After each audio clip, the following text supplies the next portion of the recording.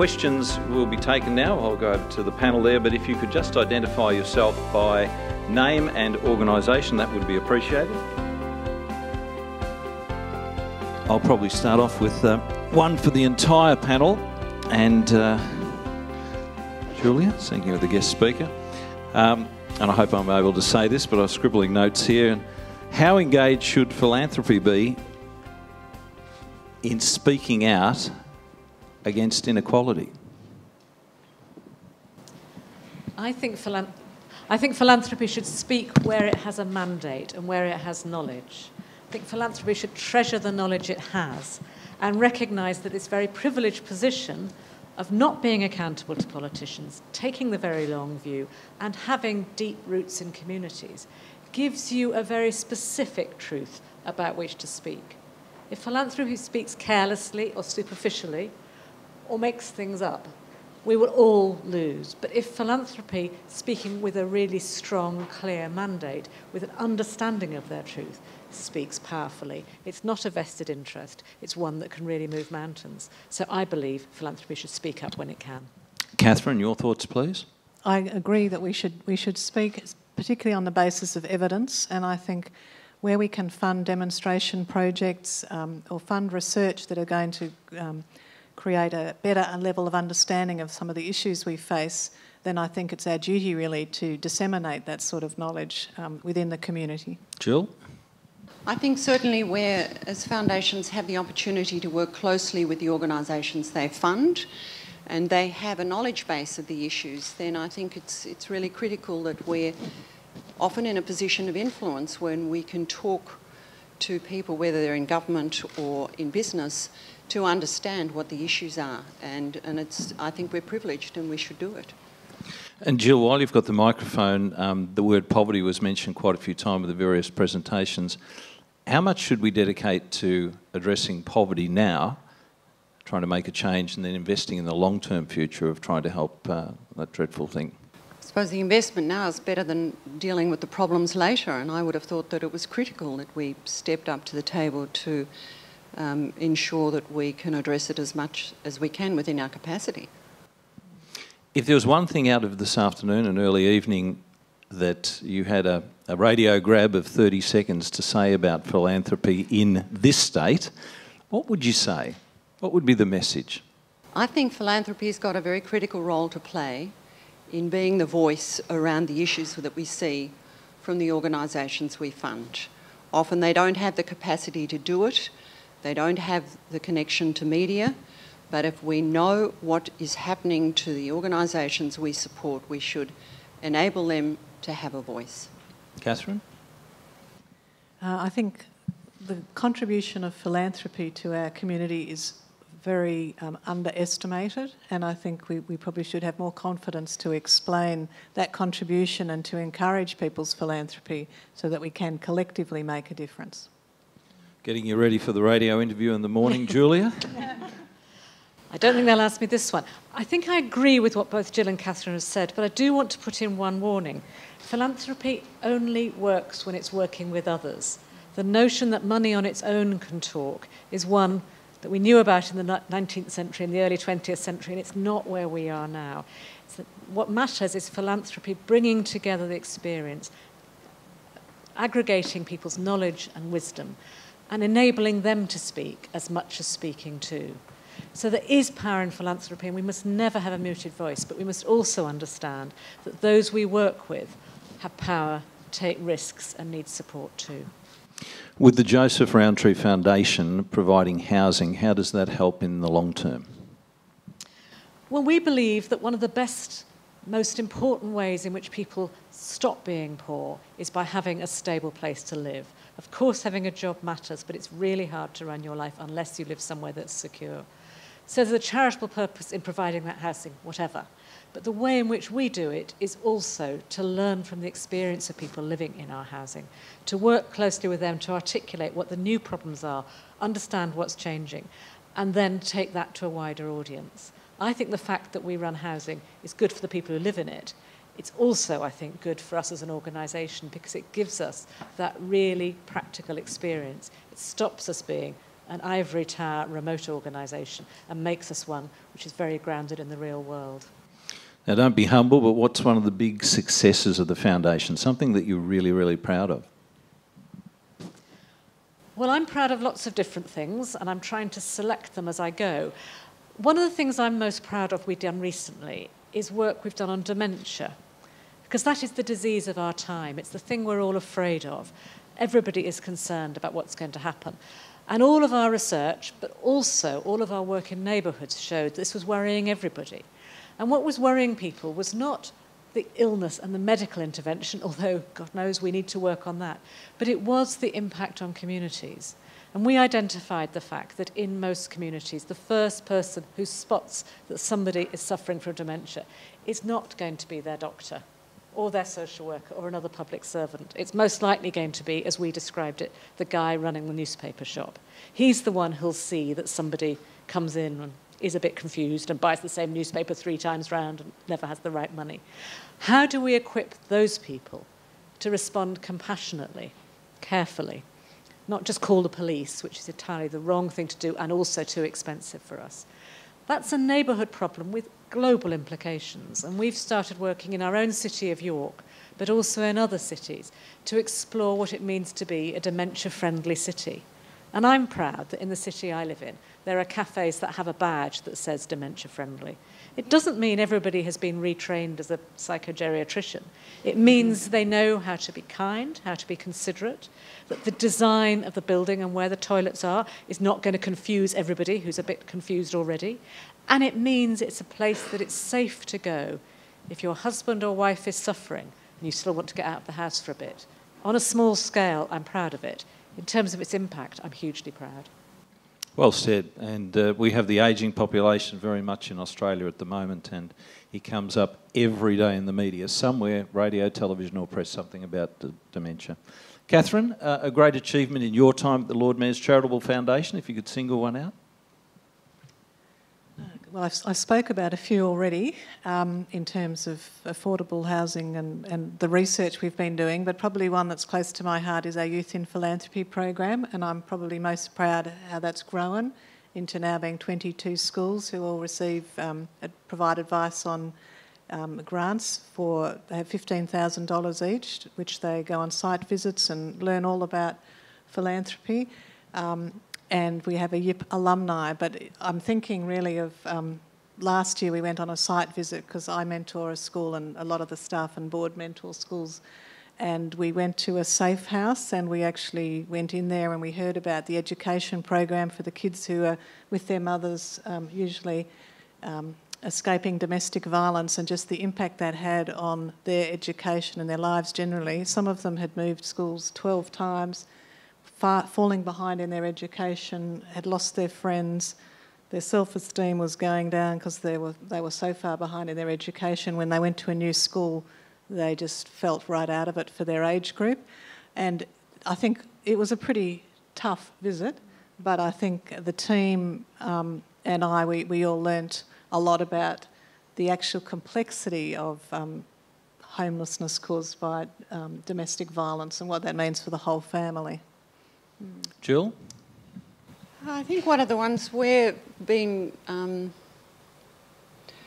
suppose happy with the right word, I mean, it was a very challenging situation where we supported young people through the Kensington and Flemington Community Legal Centre who'd been racially profiled by the police. It was an ongoing issue. It became a very an awful situation for a lot of the Sudanese and Somali youth who lived in Kensington, Flemington. And we worked with Arnold Block Liebler and Kensington Flemington Community Health Centre, Community Legal Centre, to actually take the Victorian Police to court. And it was a long case. The court awarded costs to the young people, and it then meant that the Victorian Police followed through with an inquiry as to the behaviour of the police. And I'm pleased to say that there is now some changes in the way the Victorian Police are behaving, and that they've taken on some models from the UK and the US where they write receipts out for the young people when they stop and make inquiries about it. So it's a juster, perhaps more carefully balanced way the police are approaching it. And it has meant that the community has had to deal with a lot of issues. And I think one of the more positive outcomes from the perspective of some of these young people who have gone through, I think, a very awkward time in their lives where they felt racially profiled, didn't feel comfortable walking in the streets for fear that they were going to be held up by the police, even if they were just going to the park to see their friends. They feel more confident in the system. They feel a little bit more trust in the system, perhaps. And some of these young men have gone on to become quite engaged citizens and are doing community development courses so that they can be leaders in their own community. So we've been very satisfied that we've had some very good social change outcomes through this project. Questions coming up. I didn't know that you were going to mention that, but of recent times, a chap called Ahmed Dinny invited me to Flemington Police Station of an evening, and he said, I'm not going to tell you what it's about, but would you turn up? And if you feel like talking about it on the radio, that's fine. If you don't, I'll understand. And I went into the mess, the kitchen area of Flemington Police Station, and there were 6 Sudanese women, the mums of the children who'd had some issues, cooking dinner for the men and women of Victoria Police to understand the culture, for them to understand where the police are coming from. And I've got to tell you, because I didn't know that you were going to mention that, but it was a very emotional and a very moving experience. And I can tell you there, like any police district, it's a tough job being a police officer. But I think a lot came of that evening. And the food was terrific. Ladies and gentlemen, questions. We have a roving microphone. If you'd identify yourself by name and certainly by organisation, if that's applicable, please pop your hand up. Gentleman right here. And we'll bring the microphone there, sir. You pass it down. Yes, sir. And who you'd like to address the question to. George Tibbett, Lord Mayor's Charitable Fund. More years than I should have been. There are 2 things, or 3 things, 2 things and a question. The first one is I'm excited by watching Jill, who I've seen in action since she was a slip of a girl, and her development of the difference between benevolence and philanthropy. Once benevolence was good enough. Now philanthropy is the real thing. The next thing that I found most important is to find out what the people really want. In my experience over hundreds, 50 years of working in philanthropic or with disadvantaged people, you might say. I was a doctor. So everyone is potentially disadvantaged. I found that there were 3 aspects that I thought there was: what the people thought they needed, what I thought they needed, and what I subsequently found out they really needed. So now I come to the question, which is the thing that boils away in me all the time, is how do you adjust your philanthropic concept to the multicultural community that we have here, where the spiritual concept of the different cultures is really quite marked, sometimes questionable, and sometimes it's maintained by what you might call the infrastructure or the operators, or to put it this way, priests, rabbis, and others in the field. I think Katherine, we'll start with Katherine, seeing it's a question of Melbourne. That was the question anyway. I got to it. Well, you did. I think the reason we did the research on ageing in a multicultural community were directly with the Chinese, Greek and Italian communities, and actually had project workers from each of those communities and going back and consulting with the older people and the service providers was because we really wanted to know what people are thinking and what different groups want, and the reports that have come out of that they're really very different, and the experiences are very different. I mean, some people from, say, the Greek and Italian communities, they didn't see their own parents age because they came out here and they grew up and their parents were ageing at home. And so there's some really unexpected things that you don't think about until you actually talk to people. So we've got 22 recommendations in that report we're trying to digest and work out what we should do next. We talk about the multicultural and linguistically diverse community here, but of course you have that very much in the United Kingdom. We do, and I suppose what I think is that philanthropy has to work with the grain of those communities and understand what's going on there. The reason I talk about being connected is that I think there is a risk of philanthropy feeling detached, expecting communities to respond like the communities they've always worked with, and they won't because the dynamics are different. But I absolutely understand what you're saying about the risk of some representatives emerging and not necessarily being part of the communities. The priests and rabbis and mullahs problem that you described. A bishop in the UK, who I know very well and who I admire hugely, says when he's meeting a community, I'll only meet you if the group of people you send include somebody young, somebody female, and somebody else. And that has been the most powerful way of breaking through some of the powers of those communities. And it means that he, in a cross-religious way, covering all sorts of cultures, actually engages with community representatives very differently and doesn't just get some of the old guys who always think they know what's best. I like that, Julia. That's going to be used time and time again. I can see people writing it down. By the way, if you're tweeting, the hashtag is AUPoverty, so we encourage you to tweet about the event. Next question, please. Pop your hand up. Lady, right in the middle here. We'll bring the microphone over to you. Just name and who you represent and who you'd like to address the question to. Eve Marlab, I'm the chair of the Australian Women Donors Network and its co-founder together with Jill Reichstein. I've just read a couple of books. One is called Who Owns the Future? And the other one is called Capital in the 21st Century. The theme of both of them is that wealth is concentrating into fewer and fewer hands. The rich are getting richer and the poor are getting poorer. I wanted to know if anyone on the panel has any ideas how systematically this might be alleviated. Julia, we'll start with you. Well, I'm amazed you've read the book, because I keep being asked, have I read Thomas Piketty? And I say, no, it's this big, so congratulations.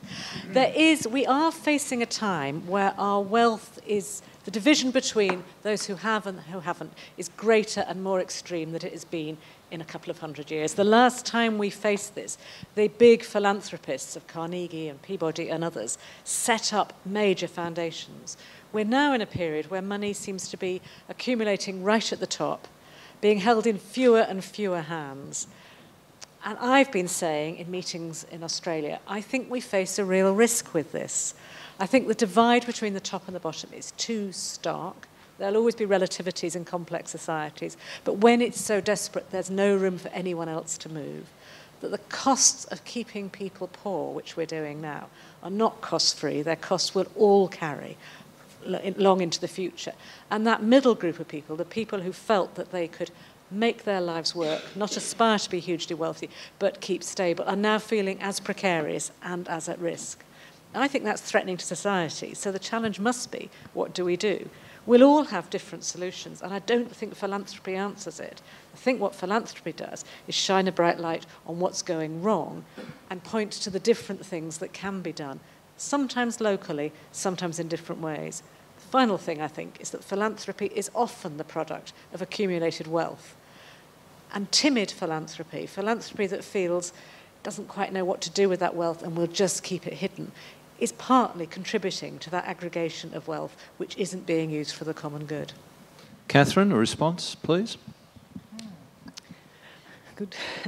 I think, based on the research that John Spearing's put together for Julia's visit, that the issue is not only that it's increasing inequality between the rich and the poor, but there's increasing distance between the middle class and the poor. If we, in Australia we don't want to talk about that, but I think that is a real risk, and I think the bigger the gap is, the harder it will be for the younger generation through education and employment, you know, to make lives for themselves that are stable. I mean, I think we're living in very uncertain times, and all I can say is really in the youth area, we're really trying to focus our funding on education and employment, and particularly for at-risk young people.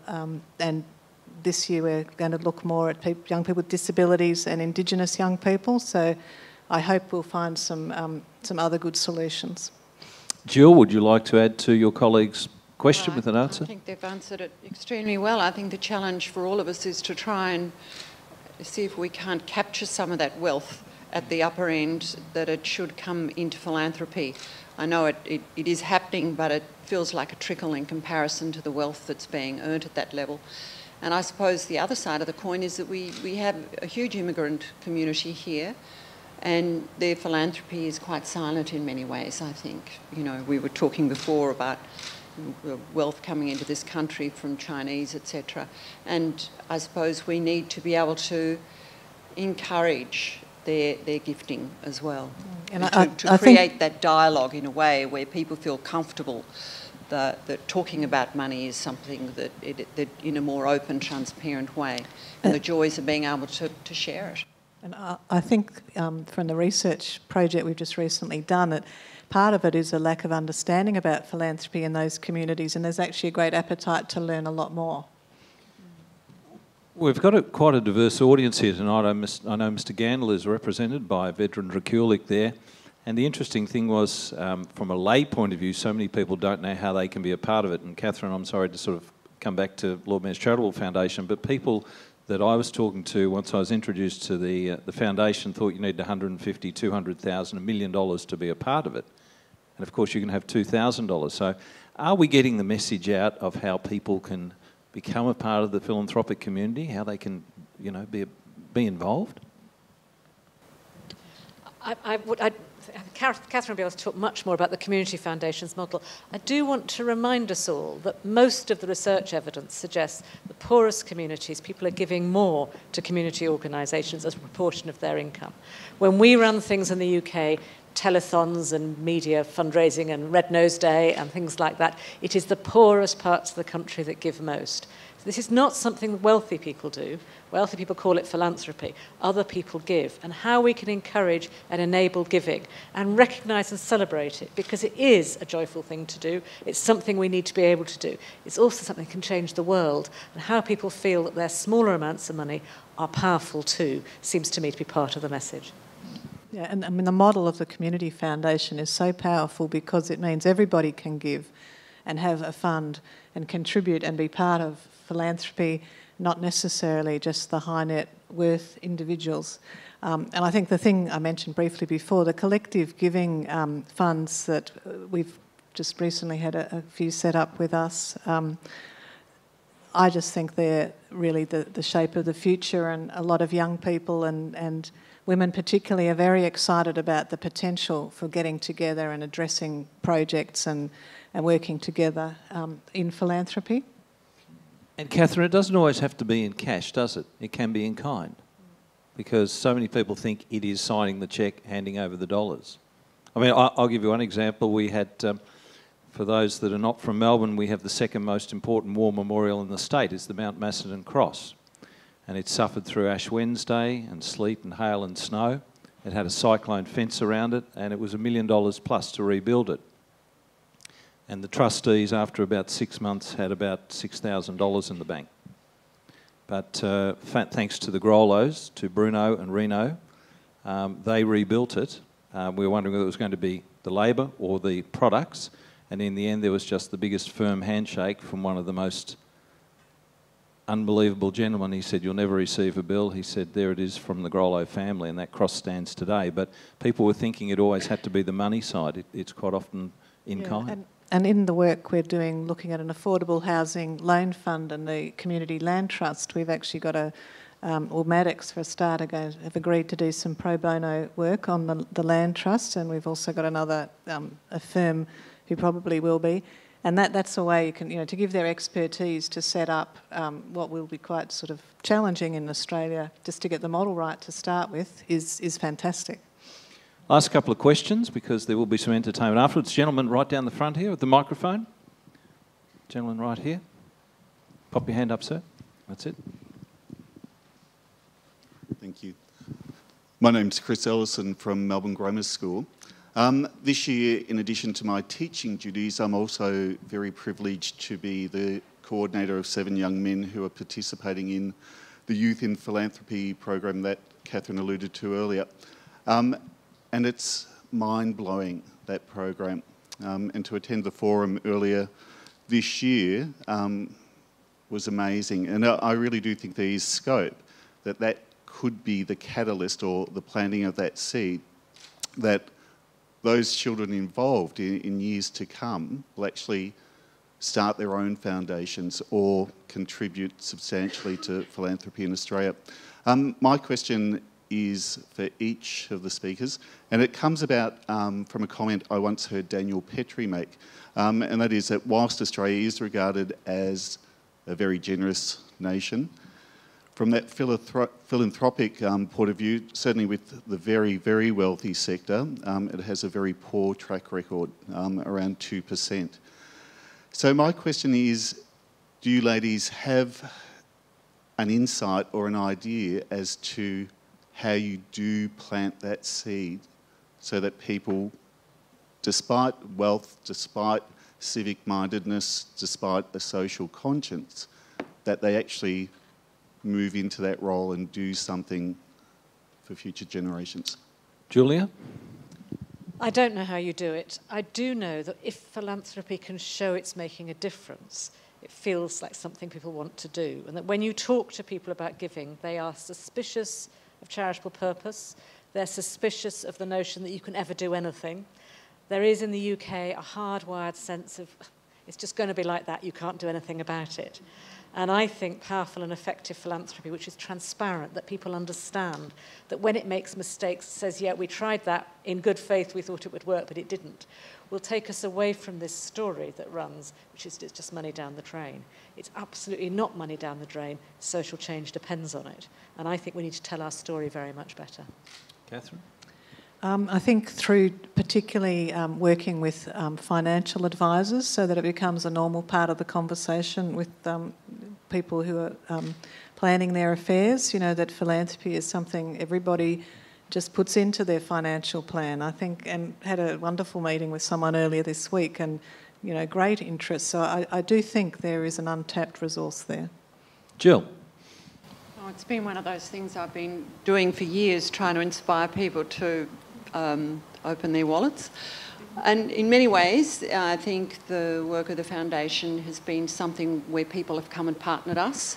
And so by participating in that way, they've been excited by what's possible, and quite a lot of those people over the years have gone on and set up sub-funds under community foundations, set up PAPs, etc.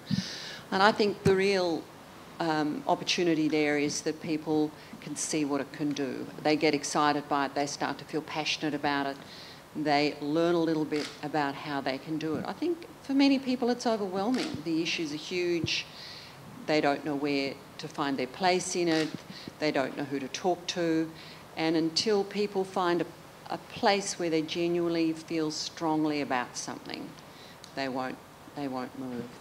And I think there are opportunities, quite a lot of people out there, you know, whether it's Lord Mayor's or Australian Communities Foundation, Environmental Grant Makers Network, connecting people into what they can get excited by. And then you see them blossom, give in a way that's very generous.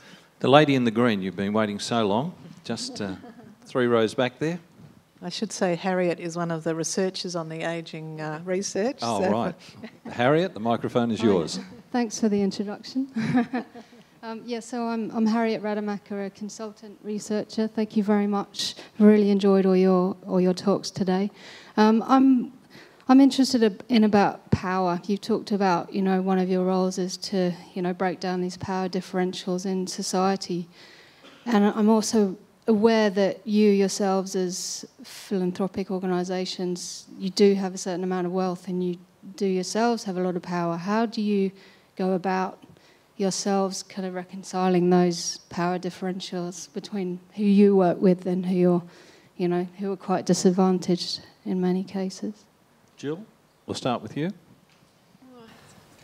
I think it's a very difficult situation being involved with a foundation at times, because it's always that issue we have a very small amount of money, but there are a huge number of organisations out there who need assistance and support, and making that decision to say no and to a lot and yes to a few is a position of power. And I think the critical thing for us as a foundation is to be able to have that conversation and be quite clear about what it is we're wanting to do, so that we can build a relationship with the groups we fund. And so first, there's a yes and a no, and then there's the building of a relationship with the organisations you fund, so that you grow trust and an openness, and so that you can really build a relationship that enables the project to grow, fail, fall over, but there's still dialogue. So you can never remove necessarily the power, but I think you need to have that openness. Katherine? Well, I think in our situation it's incredibly important that we all realise we're just custodians of the funds we hold. And I think, as Julia and I both remarked, that some of the money is legacies from people who've gone before, who are thinking about future generations. And that is a great, in a way, a duty.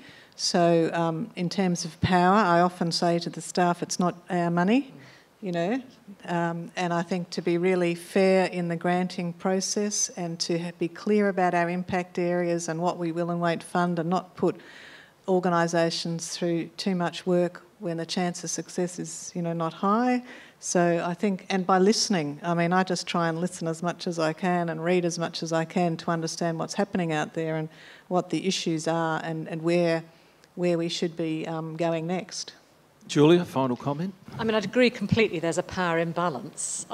And I'm with Katherine. I'm not a philanthropist. I'm employed to help give out some of this money, and I have to hold that, and I also say that to staff all the time. But I think what matters is you recognise it, and therefore you aim off and you manage around it. If you deny that there's power, then it just corrupts, and it is a potentially corrupting relationship.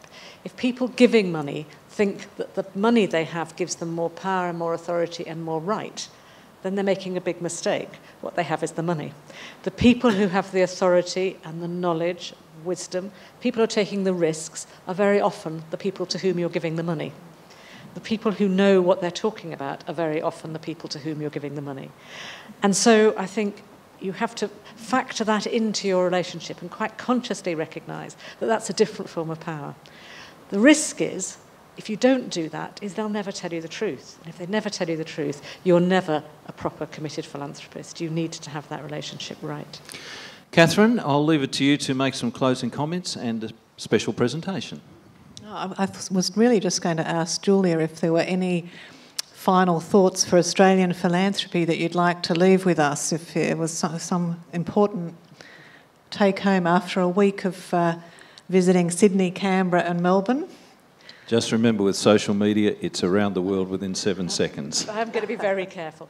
I think from the UK, I would say, use your knowledge and keep track of what's happening. When we went through our big round of government austerity, which started in 2010, we lost a lot of knowledge, and the research evidence, the facts, understanding what's happening is precious stuff. Joseph Rowntree Foundation every first week in December publishes a big set of data about what's happening on poverty and social exclusion. We continue to do that through tough times. We'll continue to do that through better times. Other people weren't doing it. And if we hadn't got that, we couldn't shine that bright light that Jill was talking about. And the second thing, I think, is be brave. We're in very difficult times. The community organisations, the community sector needs all the allies it can get, and we need to stand shoulder to shoulder very closely with them and not keep our distance at this very challenging time. Julia, the body language of the people, we're in the privileged position, we can see you. There's been lots of nods and, going yes, yes, yes. So, ladies and gentlemen, Julia Unwin, CBE, a very special guest, and as I said, it's been an exhausting trip to Australia from the United Kingdom. Katherine Brown, and of course Julia Reichstein, OAM, thank you very, very much for being the panel members today. Thank you for all the efforts you put into helping other people in this world, not just here in Melbourne, Victoria and Australia, but across the world. And ladies and gentlemen, please thank our panel for this afternoon.